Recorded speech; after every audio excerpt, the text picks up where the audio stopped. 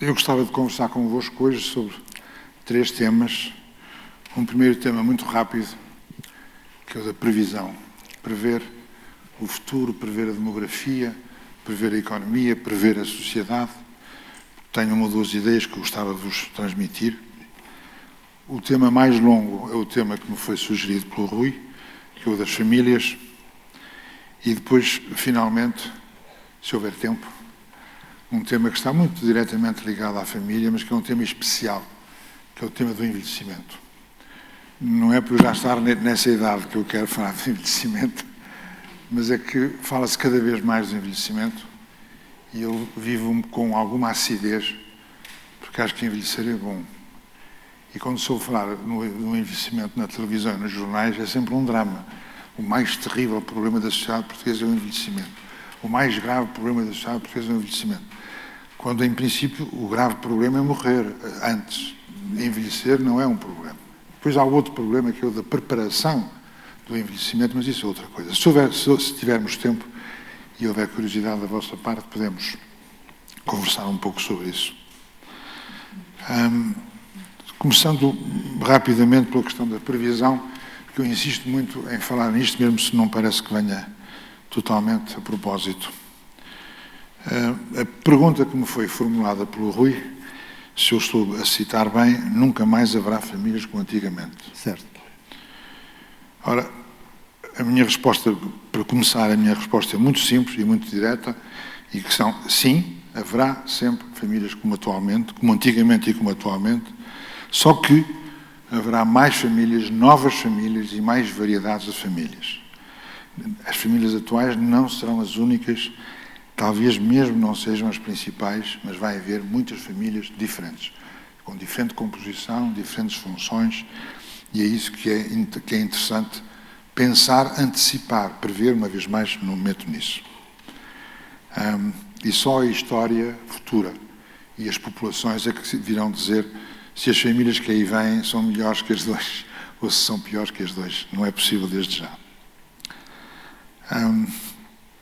Eu insisto nesta ideia de que pretendo convidar-vos a antecipar o futuro, baseado nas tendências atuais. É possível hoje, com as estatísticas, com os estudos tão conhecidos, é possível extrapolar o que nós sabemos e conhecemos e dizer isto vai ser assim daqui a 30 anos ou daqui a 50 anos. Ainda ontem ou anteontem saiu um estudo qualquer do INE que dizia se tudo for como hoje, daqui a 15 anos haverá menos de 1 milhão de portugueses do que hoje. O problema está no se. Se tudo for como hoje. E o mais provável é que as coisas não sejam como hoje. Na política, nas ciências sociais, na economia, em várias ciências, há este hábito de fazer prospectiva, prever.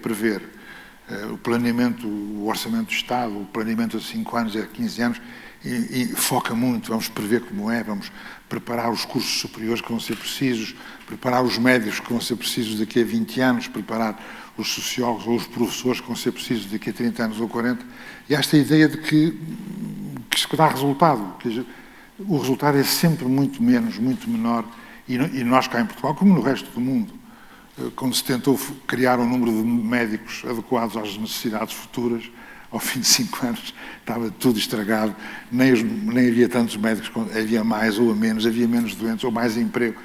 A evolução das sociedades caminha-se com balizas, não com previsões deste género.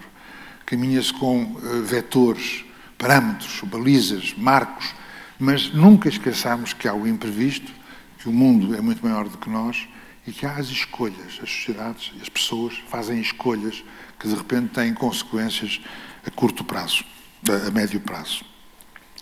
E quando se fala de antecipações, muitas vezes diz a hipótese forte, vocês já viram isto nos jornais, a hipótese forte para a evolução da migração é a hipótese fraca, a hipótese alta ou a hipótese baixa. E rapidamente vemos que o leque de possibilidades é muito aberto.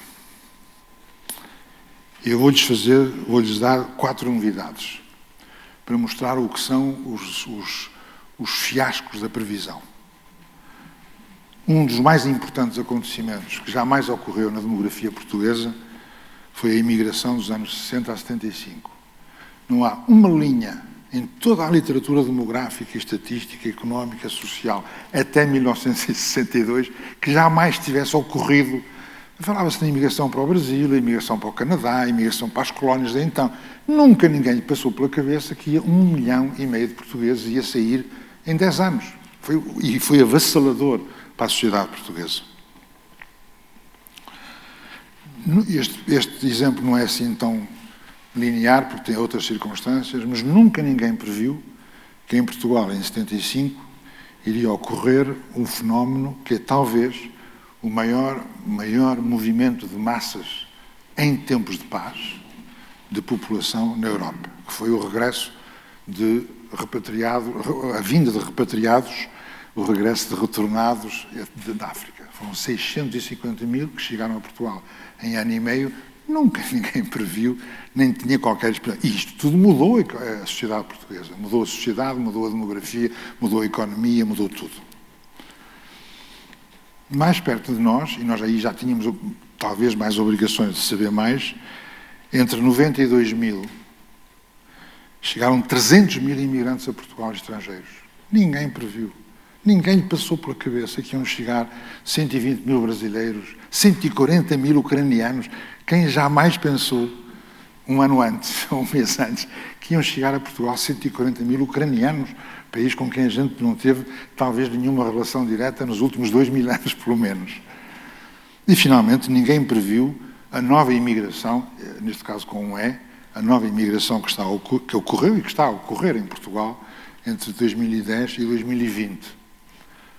Neste período, nós estamos com números de emigrantes para a Europa, sobretudo, mas para outros sítios também, quase equivalentes aos imigrantes dos anos 60.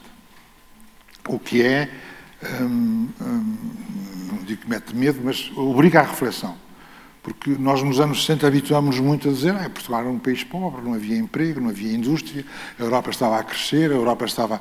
Já era a segunda fase depois da reconstrução da guerra, e a Europa precisava muito de trabalhadores. E aí vão os portugueses, já tinham ido os espanhóis, os italianos, chegou a vez dos portugueses. Portanto, havia uma grande falta de mão de obra na Europa e havia muito desemprego em Portugal e salários baixos. Esta imigração de que nós estamos a falar agora está em níveis equivalentes, parecidos, não é igual, muito próximos dos anos 60. E não é verdade, para sairmos já do reflexo político, não é verdade que esta imigração é por causa da Troika, porque é uma coisa que se diz muitas vezes, isto foi a Troika, houve austeridade. Não, começou 5 anos antes da Troika, ou 4 anos antes da Troika, e continuou depois. É verdade que naqueles 3 anos piores, 2011, 12, 13, há ali 3 anos em que o número de imigrantes é um bocadinho maior, mas no conjunto é toda a década, até hoje, ainda hoje, estão a sair de Portugal 40 ou 50 mil pessoas por ano, o que é muito forte, é um nível forte. Ninguém previu. Há 10 anos ninguém previa estes 4 acontecimentos que eu vos falei, que são acontecimentos que marcaram decisivamente toda a população portuguesa. Façam as contas. Saiu 1,5 milhão. Vieram 600 mil, diferentes, não são os mesmos. Vieram 600 mil. Chegaram mais 300 mil, ainda mais diferentes. Foram-se embora mais 200 mil, agora ou 300. Portanto, a população portuguesa, quase metade da população portuguesa, mexeu-se, andou de um lado para o outro. Nada disto estava previsto. Portanto, quando falamos de previsão, sejamos todos um bocadinho mais modestos, mais humildes, e tenhamos em conta que é preciso que há o acaso, há o imprevisto, há as escolhas. Quando as pessoas fazem certas escolhas, mudam o rumo da história. O caso dos retornados e repatriados, houve escolhas que algumas pessoas fizeram, ou que alguns grupos fizeram, e que determinaram movimentos migratórios. Se demorei muito tempo com esta pequena introdução, Rui, estou à sua disposição se quiser começar a conversar sobre as famílias mais propriamente ditas. Se me quiserem interromper, interrompam, senão, olha. O António está aqui para... Eu estou aqui para estar calado. Eu quero que o António fale. Mas podemos começar pela questão, que é... O tema é... Nunca mais haverá famílias como antigamente, sem ter um tom saudosista, não é? Que se fique claro. O que é uma família, António? Ora bem, há 1000 definições de família. Eu não utilizo nenhuma definitivamente, porque nenhuma é perene. As famílias de hoje são muito diferentes do que eram há quase 50 anos, ou 100.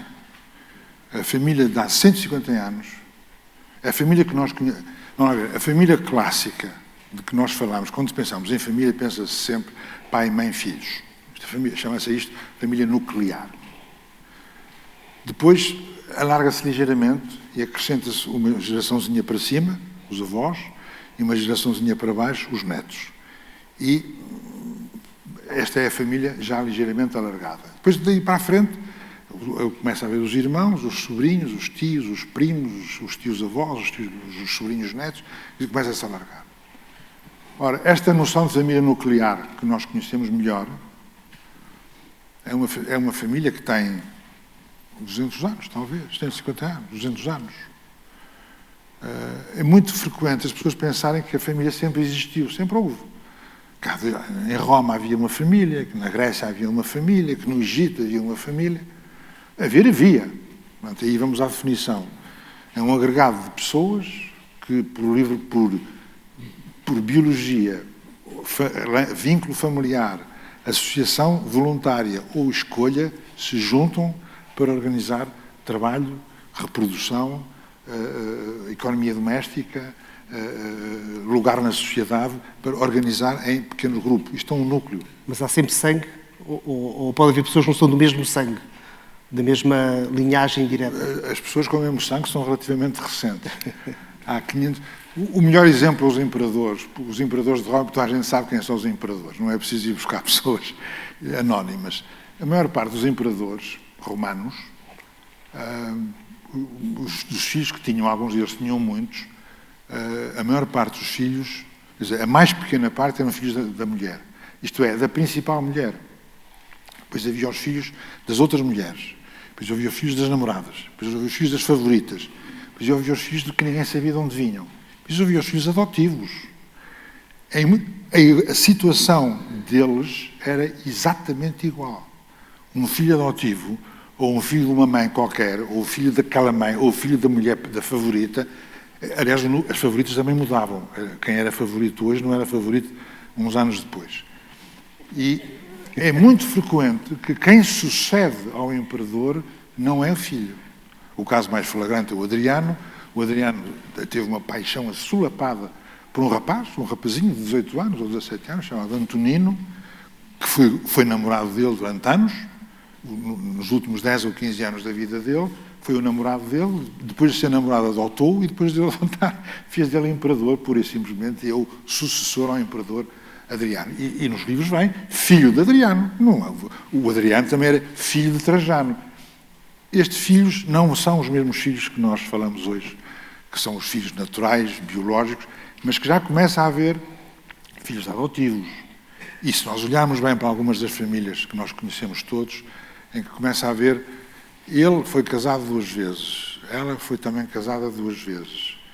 E de repente os filhos são de 2 mães e de 2 pais. E um dia fiz um pequeno filme, que era um filme, era a noite de Natal de uma família, em que os 2 rapazes, o rapaz e a rapariga, um ia para o Porto passar o 24, depois o 25 de manhã em Lisboa, depois o 25 à tarde ia para o Algarve, porque havia um pai e uma mãe e um filho e um irmão. Isto é uma família. E nem tudo são laços consanguíneos. Pode não haver laços consanguíneos entre isto. É uma organização que serve para a reposição das pessoas, que serve para a alimentação, para os afetos, para a sexualidade, para a organização doméstica, muitas vezes também já serviu para a organização até da própria economia, e que sobretudo no século XIX, tinha uma marca fortíssima da propriedade. As famílias que iam ao registro civil, que se marcavam, que ficavam marcadas, a questão da propriedade era essencial. Ou para manter a propriedade em seu nome, por isso, em certas regiões do país e de outros países, quando havia 3 filhos, o primeiro ficava com as terras, o segundo ia para a tropa e o terceiro ia para padre. Era mais ou menos... Isto não era uma... Também tinha o seu interesse, isto é, vamos dividir a família em diversos centros de poder, Mas era sobretudo por causa do primeiro do morgado, que era para manter a propriedade. Porque a propriedade começava-se a dividir e começava a perder valor. E perdia-se. A relação, a criação da amarra da propriedade é uma amarra muito importante para a família burguesa do século XIX e que vem até ao século XX, com certeza. Há uma expressão popular que diz que a família são aqueles que se atacam em privado e que se defendem em público. Pode ser, às vezes pode ser. O que é que aconteceu há 200 anos para a família mudar, ou se criar? Desapareceu gradualmente, tudo isto é gradual, e há países onde vai mais depressa do que outros, portanto nada disto começou no mesmo dia. Foi desaparecendo o vínculo aristocrático das propriedades, em que os nomes, as famílias estão ligadas às terras, as terras à casa, e são regras diferentes de manutenção de uma linhagem. E surgiu a burguesia. A burguesia são pessoas que têm as suas profissões, que têm a sua atividade, que vivem nas cidades, que têm uma outra organização pessoal e económica e financeira, e essas pessoas, os burgueses, profissões liberais, comerciantes, funcionários, pessoas que vivem nas cidades, estas pessoas começam a organizar, têm uma organização diferente do que vai ser o amor. O casamento por amor. Eu sei que houve o Romeu e Julieta e que a gente cita sempre, o Romeu e Julieta, o Pedro e a Inês, aquilo é que era verdadeiro amor. Está bem, mas não foi o Romeu e a Julieta nem o Pedro e a Inês que marcaram 500 anos de evolução. A maior parte do casamento eram casamentos, aquilo que hoje se diz com desprezo, mas que durante 500 anos não foi desprezo nenhum, eram casamentos por interesse. Eram casamentos por vizinhança. Qualquer pai que se preza vendia aspas, entregava a filha contra um rebanho de vacas ou de ovelhas ou vice-versa, pagava uma parte da casa, oferecia uma... Isto fazia parte de um arranjo que era um arranjo muito marcado pela vida económica, pela vida doméstica e também, evidentemente, os sentimentos vinham depois. Os sentimentos e o amor entre um homem e uma mulher no século XVII ou XVIII, com exceção do Pedro e da Inês e do Romeu e da Julieta sempre, os sentimentos vinham depois da vida comum. A vida comum e os filhos é que começavam a criar os sentimentos e começavam a criar... Porquê que Portugal, que teve períodos tão puritanos, tão conservadores, porquê que os portugueses viviam tão facilmente? Todos os nossos reis... Nada de coloquialismos. Todos os nossos reis tiveram amantes por tudo quanto era sítio, claro. Filhos ilegítimos por tudo quanto é sítio. As grandes dinastias portuguesas, a começar pela de Bragança, começaram com filhos ilegítimos. Certo. A dinastia de Avis começou com filhos ilegítimos. Exatamente. E tudo isto foi tolerado porque fazia parte de uma outra organização que não era o puritanismo do século XIX. Eu não estou a dizer puritanismo com críticas, estou a dizer é uma nova forma de olhar para as coisas. O casamento por amor cresce quando desaparecem os outros critérios que são muito fortes. Deixou de haver, ou há cada vez menos o interesse económico, a junção de propriedades, a herança, a transmissão da propriedade, sendo que, ainda hoje, é muito fácil duas pessoas, um rapaz e uma rapariga, terem sentimentos um por outro fortes, certamente, mas por acaso ambos têm uma propriedadezinha ou ambos têm qualquer coisa que é preciso, ou um tem uma propriedade e o outro tem importância, que também às vezes dá casamentos bons. Agora, eu digo isto tudo com algum sorriso, eu digo com um sorriso, mas é com enorme, é com ternura, permitam-me a expressão, porque nada disto é condenável. A vida das pessoas não é um romance em que eu olho para ela, fico apaixonado, ela olha para mim, vamos morrer, é um contrato para a vida eterna. Tudo isso faz parte, obviamente, do entendimento romântico, mas não resiste. Posso dar mais chega? Não sei se o António sabe, mas até ao século XV as noivas vestiam de vermelho. Porquê? Porque na altura havia basicamente três cores. Havia o preto, havia os brancos, os linhos, etc. E o vermelho era a cor rica. De tal forma que os cardeais também vestiam de vermelho. Mas depois, no século XVII para a frente, os senhores queriam ter mais garantias de que os filhos eram realmente deles, então começaram a pedir às noivas para vestir de branco, para dar um ar virginal. E, portanto, era sempre uma posição do homem sobre a mulher. Eu hoje não vou alongar muito disso, mas um dos capítulos curiosos da história das famílias é o mundo das crianças. Houve um historiador francês que inventou um termo para falar das crianças, o estatuto que as crianças tinham, alguns entre o século XIX e até princípios do século XX. Ele chamou-lhe que era um período de quarentena. Porque as crianças não existiam. Pois já não tinham roupa própria, vestiam-se como os adultos, estavam para lá. Depois ninguém lhes ligava nenhuma. Depois não havia escola. Não havia, estamos a falar das pessoas, da massa da população, não estou a falar da elite aristocrata que tinha em casa nanis e misses e pessoas que ensinavam as línguas a falar e a comportar-se à mesa. Mas a maior parte das pessoas muitos deles começavam a trabalhar cedíssimo, mas não tinham existência própria. A ideia de que existem jovens com 15 anos, ou 17, que têm uma existência própria, que têm pensamento, que se exprimem à mesa, que falam com as pessoas, que às vezes até já há o período em que tinham trabalho e emprego e que agora têm uma escola, que andam na rua, que são talvez os mais poderosos consumidores. Vocês vejam nos supermercados, fora os dias em que é preciso comprar o arroz e o açúcar para a semana que vem, quem é verdadeiramente consumidor são os jovens e as crianças, até porque obrigam os pais a comprar, eles próprios. E o pai e a mãe, metade das compras que eles fazem fora das necessidades básicas da casa são forçados pelos jovens. Isto tudo é completamente novo. Nada disto existia há 50 anos, não é preciso ir mais longe do que isso. Há 50 anos ainda a maior parte dos jovens viviam este período, uma espécie de quarentena na vida, e de repente chegavam aos 17 anos e começavam a viver como os outros. Há um parágrafo muito curto, é uma coisa pequena, mas é genial. O homem é um homem excepcional, mas ele conta aquilo tudo com uma espécie de distância que o Churchill tem um livrinho pequenino que é o maioria, os meus anos jovens, os meus anos de juventude, que é escrito na primeira pessoa, são memórias. E ele de repente dá uma informação. Ele até aos 16 anos viu o pai 3 vezes. E era uma família importantíssima, era filho do Duque de Marlborough, uma das mais importantes e mais ricas e mais poderosas famílias de Inglaterra. Tinha um palácio de Blenheim fantástico e mais 2 ou 3 palácios.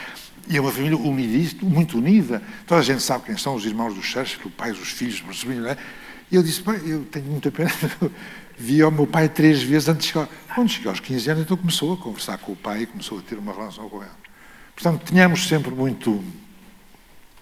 muita distância, não é da família, distância da concepção puramente romântica da família. E, em certo sentido, a família é mais do que isso.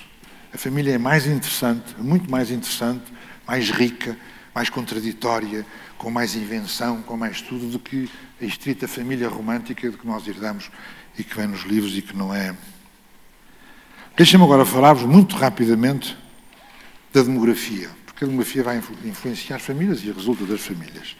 Eu vou fazer uma espécie de raio-x muito rápido, e vou tentar dizer poucos números, mas só para vos recordar algumas coisas. A população portuguesa está a crescer muito devagar, é chamado crescimento, porque o crescimento pode ser negativo, como é o caso hoje. Vivemos atualmente um período complexo nesta década, porque o nosso saldo natural é negativo. Para os que não conhecem o termo, saldo natural é puramente a diferença entre nascimentos e mortos. Atualmente estão a morrer mais por ano do que os que nascem. Isto dá um saldo natural negativo. Estamos a viver um saldo migratório, negativo. Isto é, os que imigram para o estrangeiro são mais do que aqueles que imigram cá para dentro. Com os 2 saldos negativos, Portugal está a perder todos os anos uma parte importante da sua população, o que quer dizer que daqui a 10, 15 anos, o que vos dizia há bocado, se teremos menos cerca de 1 milhão de pessoas. Portugal está em vias de envelhecimento muito rápido. Há 30, 40 anos, Portugal era o país mais jovem da Europa. Isto é, o número de jovens com menos de 15 anos era superior a todos os países europeus. Portugal hoje é o primeiro ou o segundo mais velho da Europa e um dos mais velhos do mundo. A taxa de envelhecimento mede-se, desculpem se eu estou a ser um bocadinho técnico, mas é só para... A taxa de envelhecimento mede-se no rácio, na razão entre os mais de 65 anos e os menos de 15. Portanto, exclui-se a população adulta, comparam-se os velhos com os jovens. Este rácio em Portugal já ultrapassou praticamente o mundo inteiro, é talvez o quinto mais acentuado do mundo. Estou a falar de 200 países, não é só da Europa.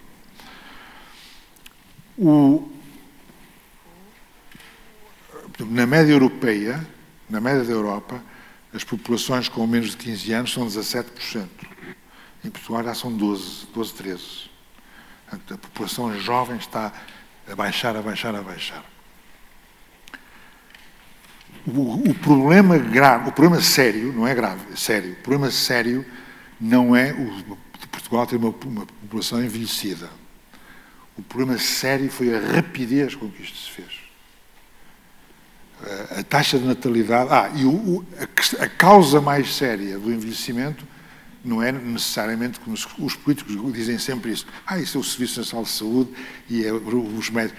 Isso é um bocadinho da ajuda. O mais importante do envelhecimento é a quebra da natalidade. Se nascem menos crianças, a população fica mais velha automaticamente.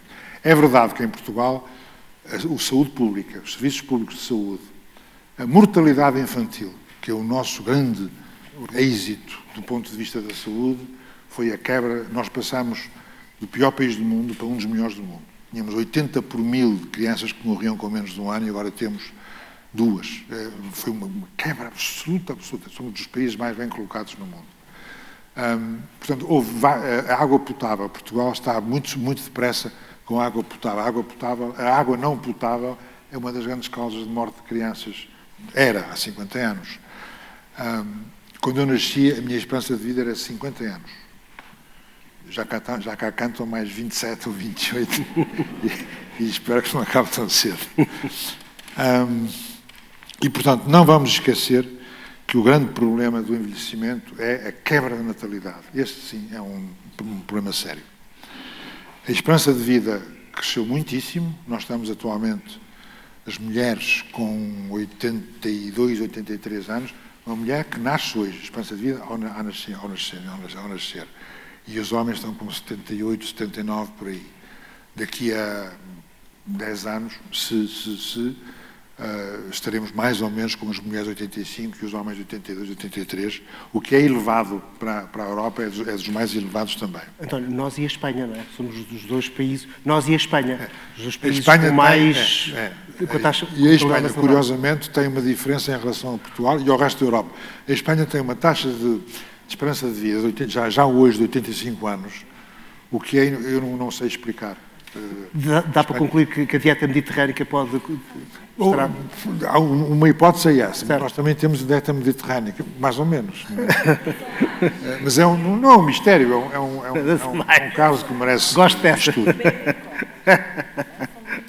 Agora, na demografia entram as famílias. Estamos bem. Estamos bem? Famílias.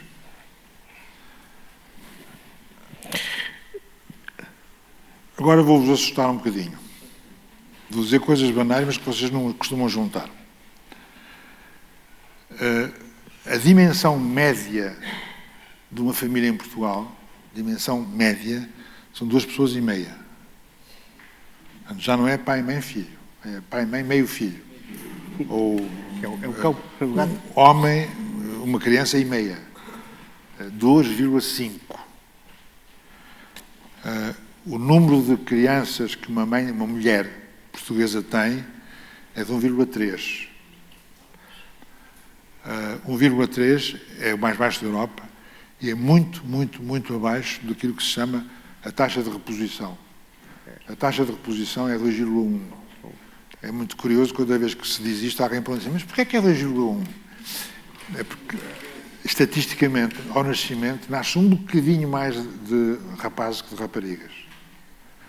Ora, para que tenhamos a certeza que nasce uma mulher, é preciso que não seja só 2, é preciso que seja 2,1, porque só a mulher é que dá à luz e, portanto, sem mulheres não haveria... Essa taxa de reposição de 2,1 está há muito tempo que está afastada. Atualmente há cerca de 1 milhão de famílias com uma só pessoa. portanto, pessoas que vivem sozinhas. Para a estatística e oficialmente, chama-se família de uma só pessoa. Não é obrigatório que uma família tenha mais que uma. Quer dizer, estatisticamente até se diz agregado, mas eu agregado repugna-me um bocado, porque agregado é preciso pelo menos duas coisinhas para agregar. É como o crescimento negativo também. Crescimento negativo também é uma expressão.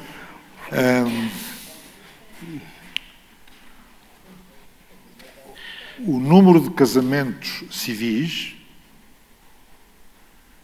ultrapassou muito o número de casamentos religiosos, já.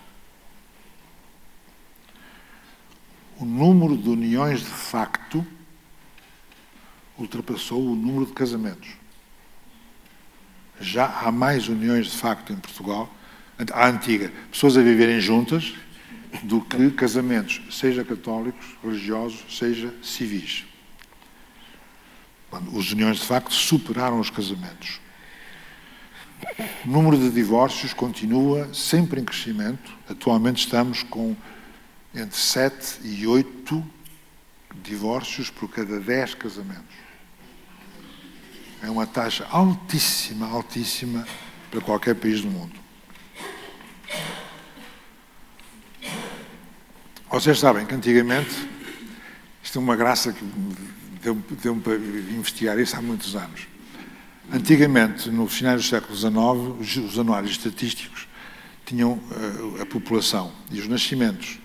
Portanto, tinham nascimentos de rapazes, nascimentos de rapariga, nascimentos legítimos, e depois tinha uma coluna, que era uma coluna terrível, que dizia bastardos.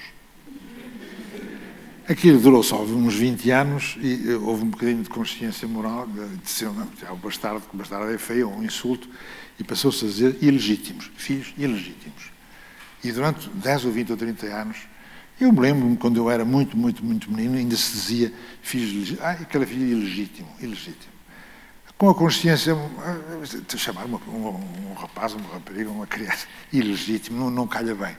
Então arranjou-se uma terceira expressão, que é o filho natural, que até há muito pouco tempo, até há 20 anos ou 30, eram os filhos naturais. Até que alguém se lembrou de perguntar, mas então os outros não são naturais. E criou um problema, então inventou-se uma nova categoria, que é a categoria que existe hoje, que é o chamado filho fora do casamento. O filho fora do casamento nasceu ou numa união de facto,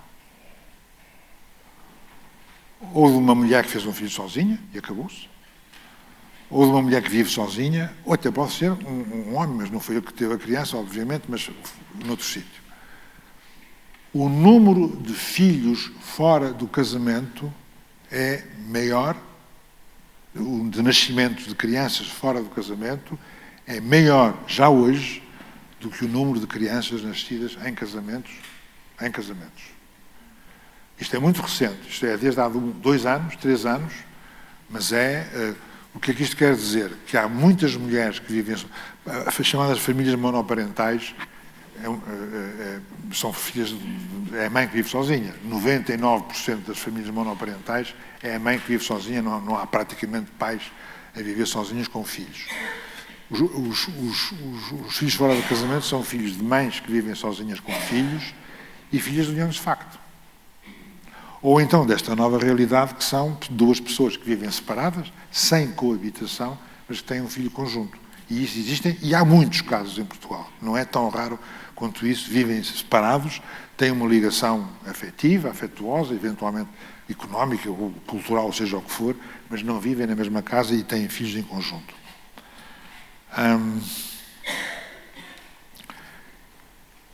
Isto sem meter agora nem ideologia, nem cultura, nem sentimentos, nem mais nada.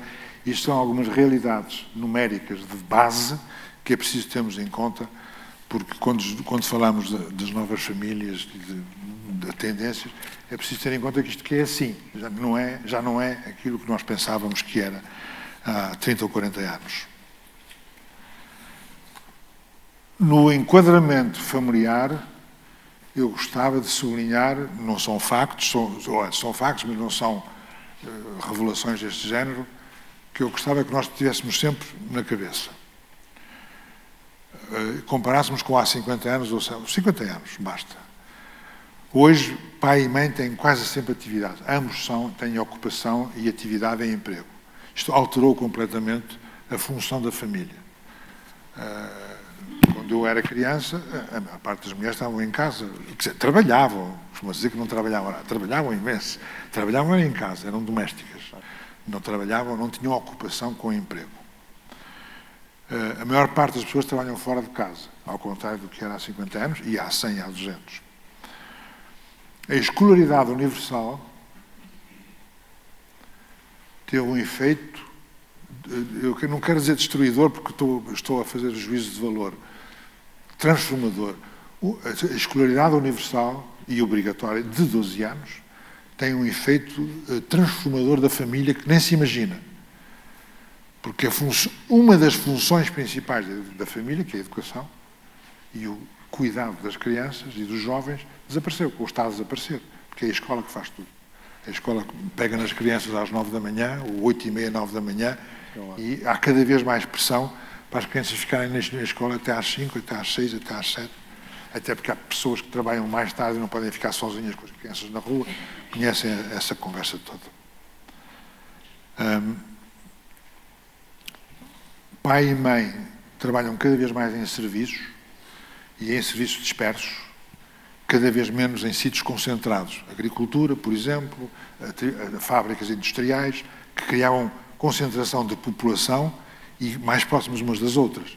O que quer dizer que as famílias hoje vivem menos em ambientes comunitários e cada vez mais em apartamentos, andares, elevadores, e boa tarde, boa noite, mal se conhecem, separam-se. A integração comunitária da família também tendeu a desaparecer, não pelas más razões, por estas razões todas de que eu estou a falar e que não são nem boas nem más, são o que são. Na família portuguesa há a notar o êxodo rural, já sabemos, a concentração no litoral, já sabemos também. Há duas grandes áreas metropolitanas em Portugal, a do sul, que vem de Setúbal até, não sei se chegará à Leiria, talvez. A região do oeste, por ali fora, é uma região hoje muito produtiva, rica, com muita atividade, muito emprego. É das regiões com menos desemprego em Portugal inteiro e muitas vezes não se fala, porque está próxima demais de Lisboa e está afastada demais de Lisboa. Esta região litoral. A segunda região litoral é que vai de Aveiro a Braga e costuma dizer-se, dizem-se, o resto é paisagem. Não é bem assim, mas isto é o essencial da sociedade portuguesa, produtiva, criativa, de saúde, de serviços, de empresa, de emprego, tudo é nestas duas áreas metropolitanas. Veio também alterar o enquadramento familiar português a chegada de cerca de 150 mil famílias de origem estrangeira, seja europeias, seja africanas, seja latino-americanas, no caso do Brasil. E assistimos, nos últimos décadas, desde há 3 séculos, eu não quero falar para trás, até porque não sei, mas desde há 3 séculos, só agora é que Portugal tem uma sociedade plural. Isto é, há brancos e pretos, há castanhos e amarelos, há muçulmanos e católicos, há hindus e cristãos, e protestantes, e anglicanos, e muçulmanos, há gente de todos os continentes, há línguas de todos os continentes, há comida, maneira de vestir, roupa, de todos os continentes. Isto há 50 anos era absolutamente, totalmente ao contrário. Portugal era há 50 anos uma sociedade de uma só cor, de uma só crença, de uma só religião, de um só partido, de uma só vontade, de uma só cultura, é tudo igual. Hoje em dia é das grandes alterações, a meu ver, das grandes alterações na sociedade portuguesa destes 50 anos, é esta espécie de pluralidade que se criou. Eu creio, mas isto é puro palpite, se vocês me permitem que eu dê palpites também agradecemos. Eu creio que o movimento de miscigenação, isto é, de casamentos e filhos entre várias etnias, de várias cores e de várias origens, que se fazem por lá, que é pouco, que é reduzido. E que, tendencialmente, as famílias latino-americanas, africanas, de uma cor ou de outra cor, europeus, asiáticos, que se mantêm um bocadinho separados uns dos outros, seja na maneira de viver, seja na maneira de se organizar, seja na maneira de se casar e de fazerem filhos.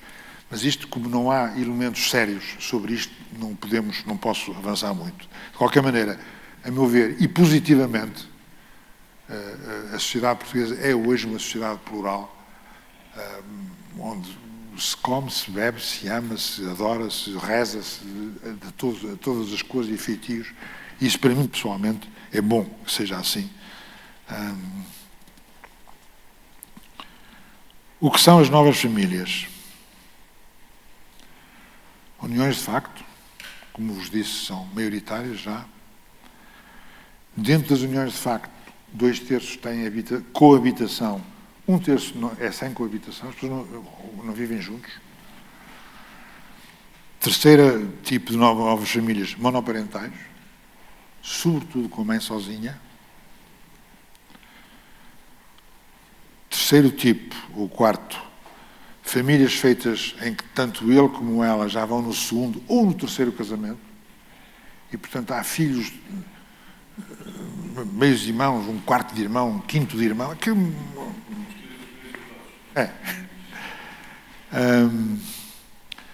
Famílias sem coabitação necessária, o que é uma coisa que pode parecer estranho, mas existe, está cá, não vale a pena dizer que gostamos ou não gostamos, existe.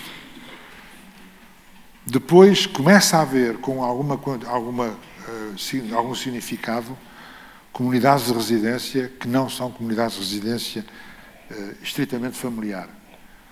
Há comunidades de jovens e de estudantes, por exemplo, ou até de jovens, que vivem 4 juntos, 5 juntos. Aquilo que antigamente eram as repúblicas de Coimbra. Mas as repúblicas em Coimbra era uma coisa... havia 10, no meu tempo havia 20 repúblicas. Há no país inteiro muitas comunidades de jovens, gente entre os 15 e os 25 anos, que vivem juntos. Até há problemas de alojamento, há problemas de rendas de casa, de compras de muitos deles. Pode haver afeto e sexo, pode não haver nem afeto nem sexo, mas são coisas novas. Além dos lares, as casas de refúgio, as casas de idosos, as casas de velhotes, os lares de idade, que são cada vez mais, e há muita gente. Ora, isso põe um problema sério de definição. Um lar de idosos pode ser considerado um agregado familiar? Familiar talvez não, agregado talvez sim, as pessoas vivem juntas ali, partilham tudo, partilham o quarto, partilham a mesa, partilham o divertimento, partilham a televisão, partilham os sentimentos e os afetos, os jogos. Eu não sei como é que lhe é de chamar, senão um agregado familiar de outro tipo, de outra espécie. A duração média de uma família, isto entra aqui o divórcio ou a separação, a duração média está a diminuir aceleradamente. Se queremos voltar ao romantismo, para o melhor e para o pior, para a vida e para a morte, o casamento, lembram-se como era? Isso já não existe. O casamento eterno, o casamento vitalício, o casamento de longa duração, praticamente, quer dizer, é muito pouco, muito reduzido. Estamos a falar nas tendências das pessoas que têm hoje 20, 30, 40, 50 anos, talvez em pessoas mais velhotes haja mais, mas eu estou convencido, mesmo as pessoas com mais idade, o contrato de marital, o contrato de casamento passou a ser ou um contrato informal, tácito, não é um contrato real, ou se é contratado é de curta duração.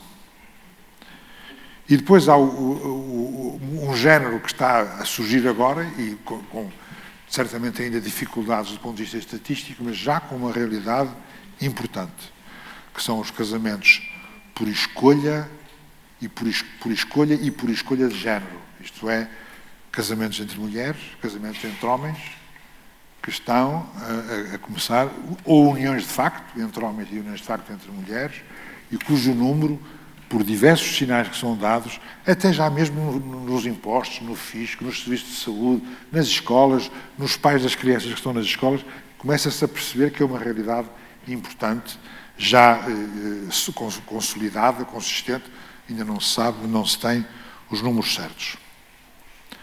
Portanto, meu caro Rui, tudo isto são as novas famílias, que são tantas ou mais que as antigas. E, portanto, a sua família de antigamente, como você lhe disse no princípio, vai existir, vai continuar a existir, mas vai existir com tudo isto. E com problemas, que isso agora é para a segunda parte. António, nós temos aqui ainda mais um quarto de hora antes de passarmos para as perguntas do público. Acho que é importante falarmos de envelhecimento. Como é que é gerir o tempo? 15 minutos?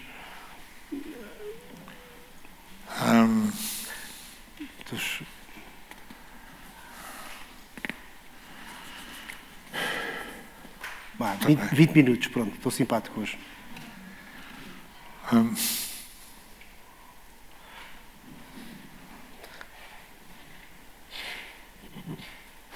O que eu gostava, quer dizer, até agora foi muito descritivo, foram números, factos, mas ainda não... Tiraram aqui as conclusões, não é? Não propus nenhuma...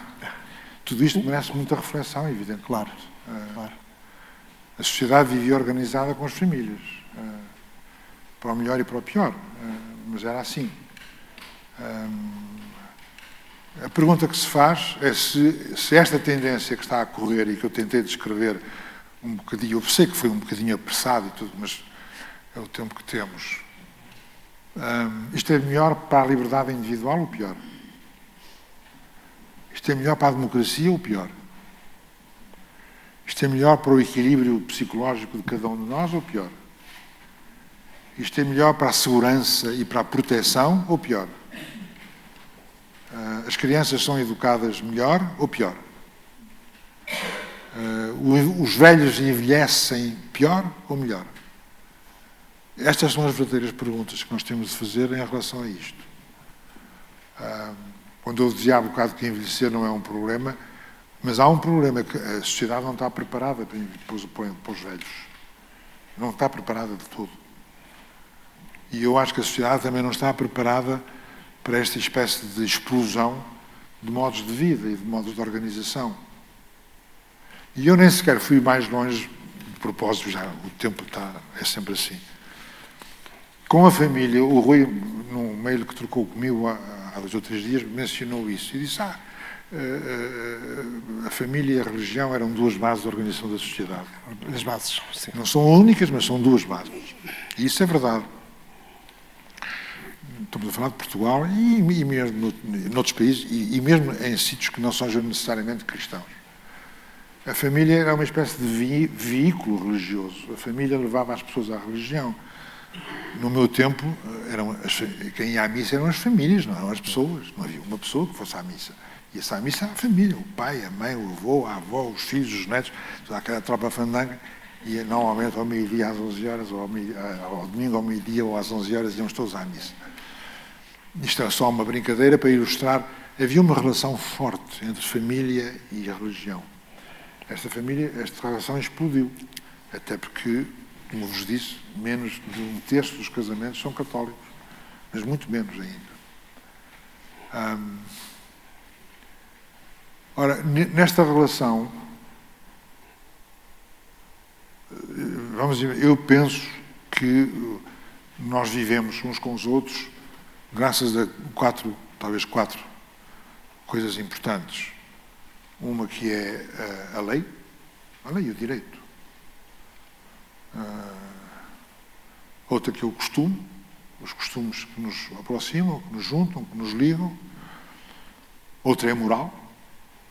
Eu respeito os seus direitos, você respeita os meus, e respeitamos porque temos uma ideia do que é o bom, o mau, o bem e o mal. E, finalmente, a religião. A religião eu faço uma declaração de interesse, eu sou agnóstico ou ateu. Mas a religião é fundamental para o equilíbrio de uma sociedade. Não há sociedades no mundo que consigam sobreviver sem ter na religião um dos seus princípios fundamentais.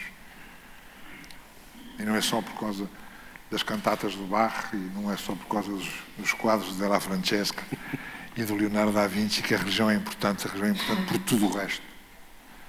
Ora bem, há qualquer coisa que parece que se está a deslaçar nesta relação entre família, moral, religião. E depois há a ideia da pluralidade. Já repararam que ao haver em Portugal hoje pessoas e famílias de pelo menos 3 ou 4 religiões, ou 5, se contarmos aquilo que se chama vulgarmente as seitas, são estas religiões novas, eu tenho algum pudor em dizer seitas. Porque a seita mais antiga que eu conheço chama-se cristianismo.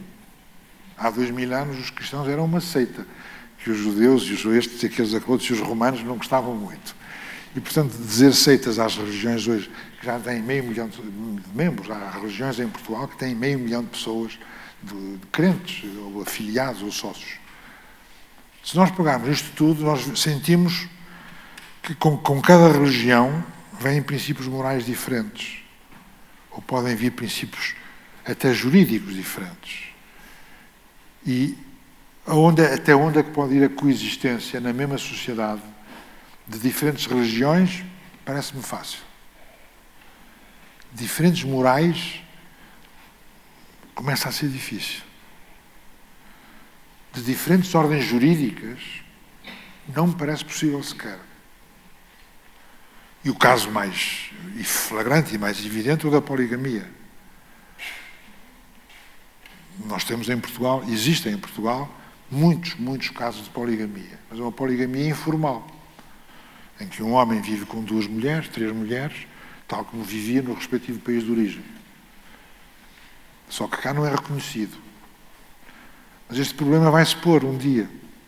Porque vai haver filhos, filhos, quem é que é o poder do pai, quem é a mãe, quem é que assina o serviço de saúde, quem é que vai ao hospital, quem é que trata, quem não trata, a herança. Depois eu deixei uns tostões na conta bancária para quem é a mulher, quem é o marido. O marido, em geral, é poligamia, só mulher. Portanto, este problema vai se pôr a curto prazo. Até onde ou até quando é que a nossa sociedade ou as sociedades europeias podem conviver com diferentes ordenamentos jurídicos e morais? É um problema que está em aberto, mas é um problema muito sério, para o qual vai ser necessário pensar, refletir e, sobretudo, se conseguíssemos resolver esses problemas sem conflito ou sem preconceito. A minha convicção pessoal é de que a abertura é indispensável. Mas eu também penso que não pode ser abertura a tudo. Isto é a minha convicção pessoal. Eu estou a dar opiniões, não estou a dar juízo de facto. Se me disserem que eu tenho de... Há países onde, por exemplo, no sistema eleitoral, quem vota é o patriarca. E o patriarca vai ao local de voto com o molho de votos na mão. E diz, sou eu, e são as minhas 3 mulheres, são os 14 filhos, os meus 3 netos, e ele vota em nome de todos. E é perfeitamente aceitável. Cá em Portugal não pode ser aceitável. Há países onde se faz a excisão, como vocês sabem, que é a infibulação, que ainda é pior, que é a amputação da mulher. Cá não pode, nós temos que lutar contra isso. Há limites a tudo. Eu acho que a poligamia não é um bom passo a dar. Porque a poligamia, quem sofre é a mulher. Por pôr as coisas, não há igualdade possível. Portanto, o problema está aberto, que é da coexistência entre diferentes morais, diferentes religiões, parece-me fácil. Mas diferentes morais, eu digo parece-me fácil, os exemplos históricos não são grande coisa. Se pensarmos com os judeus e com os protestantes e as guerras de religião, tudo o que houve para trás, mas talvez hoje seja mais fácil. Mas o problema está em aberto.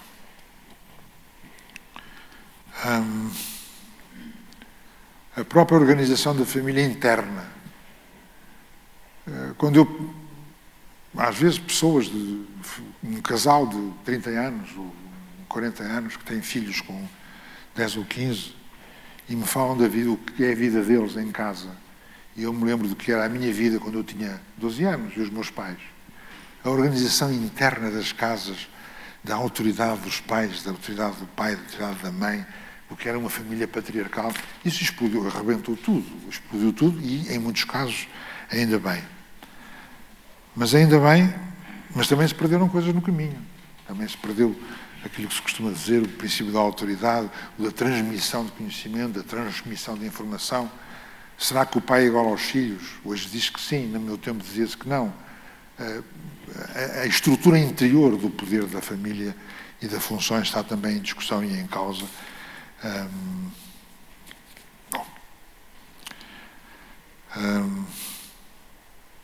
estou a dar saltos para chegar finalmente então aos 10 minutos do envelhecimento. Rui? Porquê é que é bom ser idoso? Vai ser a pergunta. É? Porquê é que é bom ser idoso? Olha, é bom ser idoso porque quer dizer que temos saúde, que temos médicos, que temos medicamentos, que temos tratamento, que temos cuidados, que temos quem se ocupe de nós, temos vacinas, temos aspirina, temos suficiência de saúde, temos ou capacidade financeira para nos tratarmos e para pagar os tratamentos, ou a medicina avançou muito. A medicina está ainda hoje, nos últimos 10 anos ou 15 anos, a fazer progressos enormes. Se me permitem contar uma história pessoal, eu fiz há 2 anos fiz uma operação. E eu fui para a operação, primeiro eu vi a operação. Estava a ver o ecrã de televisão, estava-se tudo a passar ali. Eu só estava anestesiado a metade. E depois foram-me mexer cá dentro, uma cirurgia, mas com uns fiozinhos muito fininhos. Chama-se laparoscopia, em que eu via o que se passava lá dentro, depois metia água, tirava água, eu queria fotografar, depois tirar uma máquina fotográfica. É proibido levar máquina fotográfica para as salas de cirurgia. O progresso tem sido enorme, enorme, enorme. E isto é que é envelhecer.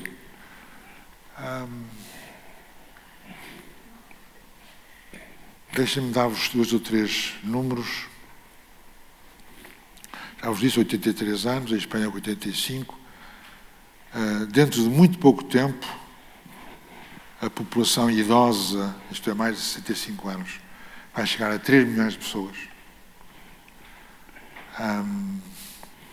A população ativa, a que trabalha e que desconta, já vai ser rapidamente de 5,5 milhões.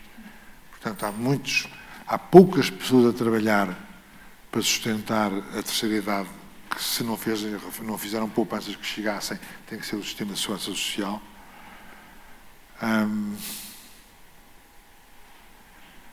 Com o envelhecimento, agora vem a parte má. A parte boa é envelhecemos, estamos cá.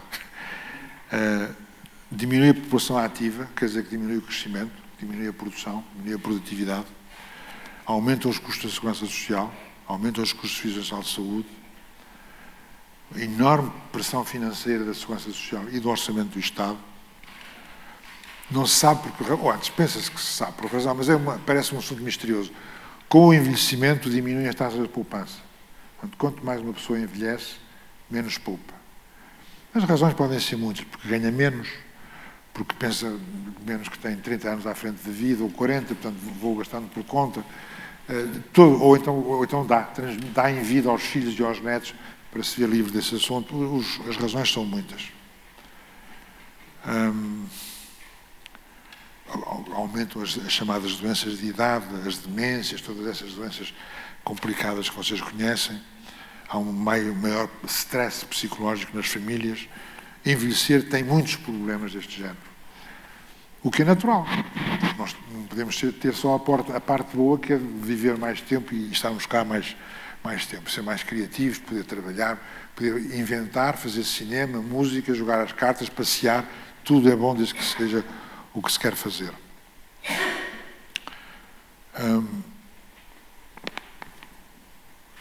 Os assuntos misteriosos e difíceis são, em primeiro lugar, o relacionamento dos velhos com os novos.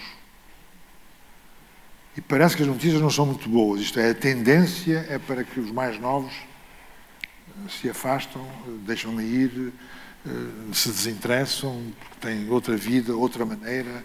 Aquela senhora está a fazer o gesto da PlayStation, é isso, é. É isso, é. Outro mistério é o comportamento político dos idosos, que não se conhece muito bem, nem em Portugal nem em outros países. Os idosos votam mais ou menos, são mais conservadores ou não, votam mais na esquerda ou na direita, são mais populistas ou mais institucionais. Sobre isto tudo não há matéria suficiente. Pode haver especulações. Diz com frequência que os idosos votam mais à direita ou que são mais conservadores. Mas depois a gente começa a analisar os atos eleitorais e depois não é bem assim. Está tudo bem em aberto. O Google sabe isso. O Google. Google. Qual é a sugestão? É o Facebook, está lá, todos os registros. Nós sabemos através do Google, os metadados, por exemplo, que os americanos republicanos têm um leque de interesse musical mais reduzido do que os americanos democratas. Nos Estados Unidos, estava a falar de Utah. Sim, eles também têm ajudado sobre nós, não? E, portanto, o que eu dizia no princípio, para o Rui deu-me até às 10h30, faltam 2 minutos. Está não, podemos estender mais um bocadinho. Não, 2 minutos mesmo. Para voltar ao meu ponto de partida, que é o da preparação. Em Portugal, e noutros países europeus, não é só cá, continua-se a pensar que existe um limite de idade, que é a frase mais odiosa que a gente inventou. Não sei se lembram, há muitos anos havia um senhor chamado Vitorino Nemésio, que vinha à televisão falar com umas maravilhosas crónicas, e ele fez uma sobre o limite de idade. E ele estava furioso. Já pensaram? Eu recebi uma carta a dizer: o senhor atingiu o limite de idade, vai para casa. Eu atingi o limite de idade. E pensem um bocadinho, o limite de idade, eu tenho 75 anos, já atingi o limite. O que é que isso quer dizer? A sociedade não deve estar orientada para chegar a uma certa idade e afastar a pessoa. Até porque essa pessoa vai morrer mais depressa, vai morrer com mais doenças se estiver inútil, se estiver desaproveitado, e sem dignidade, que é o pior. Portanto, a falta de preparação é esta. É a sociedade preparada desde fisicamente. As rampas, as pernas, as cadeiras, as costas, para estar encostado. O Rui tinha-me preparado uma cadeira aqui alta, que não tinha costas, e teve que ir mudar, eu já estou nesse grupo. A questão dos cuidadores de família ou cuidadores profissionais, é gravíssima, importantíssima, muito mais do que toda a gente pensa. É sempre mais complicado. A questão das doenças, a questão das demências, a questão dos paliativos. Mas simplesmente há questões que são menos dramáticas do que essa, que é a questão da atividade. Se uma pessoa com 70 anos que ainda pode trabalhar em alguma coisa, tem que poder ter essa possibilidade, que seja fácil ou aceder, ou irem buscar, ou aproveitá-lo. Há muita gente para aproveitar. Isto não é demagogia. Se eu quisesse os vossos votos, vocês podiam dizer que eu era demagógico. Há muita gente com 70 anos ou 80 que tem muito para dar e muito para aproveitar e tem, sobretudo, uma coisa para respeitar, que é a sua dignidade. A sociedade portuguesa não está preparada para isso. Nem os apartamentos, nem os bairros sociais, nem as ruas das cidades, as rampas, as casas, tudo que diz respeito à vida coletiva, deixa sempre, parece que os velhos ficam sempre para depois ou para mais tarde. Depois há os períodos eleitorais, de repente todos os políticos vão fazer... Não há político que não tenha ido uma vez por campanha eleitoral a um lar de idosos. Depois faz umas festinhas, depois está um velhote como eu, faz uma festinha e tal, lá vão embora. Mas não resulta nada dali, infelizmente. Esta falta de preparação. Porquê que não se acaba com a idade de reforma? Pura e simplesmente. Só uma pergunta que vocês podem fazer em vossa casa. Uma pessoa chega à reforma quando ela própria já não é capaz de trabalhar mais, nem dar nada. Evidentemente, se a pessoa em causa é um trolha e que está durante o dia inteiro a carregar dezenas de quilos de tijolo ou de cimento e chega aos 60 anos, já não pode carregar o cimento. Mas será que não há outros dezenas de trabalhos possíveis para essa pessoa poder fazer? Ele não se vai impor estar a ocupar um lugar em que ele não faz nada, porque não tem capacidade, não tem rapidez, já não tem olhos, já nem a catarata lhe resolve o problema. Portanto, tem que se adaptar o que as pessoas podem fazer àquilo que eles estão disponíveis para dar, e é isso que nós não temos. Não temos flexibilidade suficiente para nos ajustarmos a uma sociedade que em 30 ou 40 anos passou a ter uma maioria de pessoas com idade. Isso aqui é a falta de preparação. E isso é indigno, porque respeita as pessoas com 40 anos, mas não respeita as pessoas com 65. Tem que ser, é urgente tratar deste assunto, com este sentido de urgência que nos próximos anos deveria ser das coisas mais importantes. Já não falo para mim, que já estou com 77, perdão. Mas,